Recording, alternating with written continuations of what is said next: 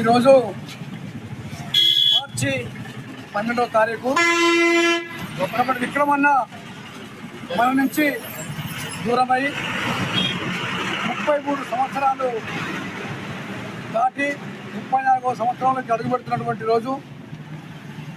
తాను ఏ ఆశయం అయితే కలిగి ఉన్నాడో ఆ ఆశయాలను ముందుకు తీసుకుపోతామని 33 సంవత్సరాలుగా తన వర్ధంతిలో మనం జరుపుకుంటున్నాం.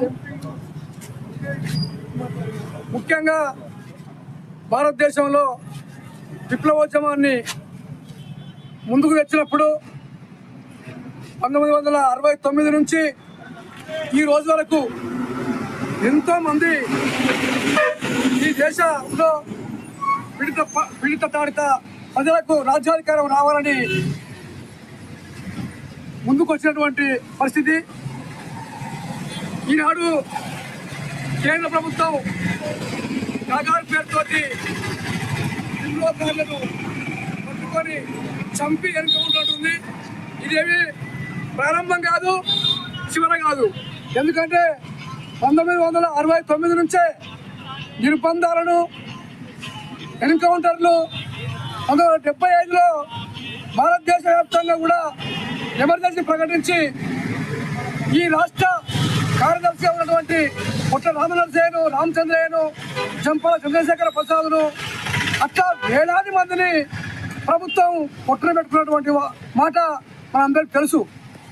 ఈనాడు నగారు పేరుతోటి ఎన్కౌంటర్లు చేస్తూ వేలాది మందిని కూడా చంపుతూ విప్లవోద్యమం లేకుండా చేయాలనేటువంటి ఒక దృక్పథంతో కేంద్ర ప్రభుత్వం, బీజేపీ, ఆర్ఎస్ఎస్ కేంద్ర ప్రభుత్వం ఏదైతే ఉందో అది ఈనాడు భారతదేశంలో ఉన్నటువంటి ఖనిజ సంపదను దేశ విదేశీ పెట్టుబడిదారులకు అప్పచెప్పడానికి ఆ ప్రాంతంలో నక్సలైట్లుంటే ఆ ప్రజలకు అండగా నిలబడతారు, ఆ ప్రజల యొక్క చైతన్యాన్ని కోరుకుంటారు.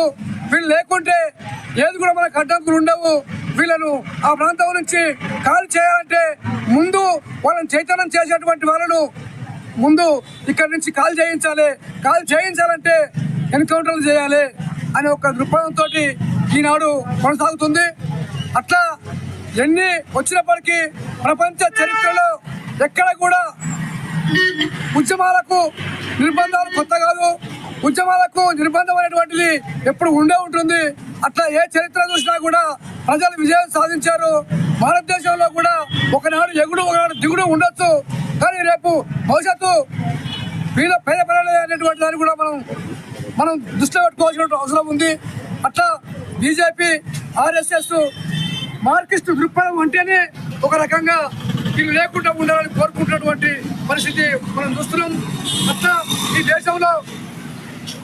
దేశంలో ఉన్నటువంటి ప్రతి విషయాన్ని కూడా మనం చూస్తే 2014లో అధికారంలోకి వచ్చినటువంటి బీజేపీ 2019 నుంచి ఈ దేశంలో ఉన్నటువంటి వ్యవసాయ రంగాన్ని, ఈ దేశంలో ఉన్నటువంటి కార్మిక వర్గాన్ని, ఈ దేశంలో ఉన్నటువంటి ప్రభుత్వ సంస్థలన్నింటినీ కూడా ప్రైవేట్ పరం చేసి నిరుద్యోగులను పెంచుతున్నటువంటి పరిస్థితి మనం చూస్తున్నాము.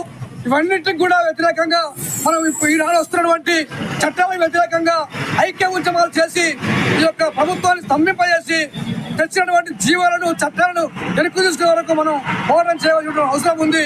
అట్లా విక్రమన్న ఏ ఆశయం కోసం అయితే అమరత్వం పొందాడో ఆ ఆశయాలను ముందుకు తీసుకుపోవడానికి మనందరం కూడా కంకణబద్దులం కావాలని చెప్పి మీరందరూ కోరుతూ ఈ అవకాశం ఇచ్చినటువంటి మీ అందరికీ కూడా సిపిఎంఎల్ 100 జిల్లా కమిటీ తరఫున మీ అందరికి కూడా ధన్యవాదాలు తెలియజేస్తూ ముగిస్తున్నాను.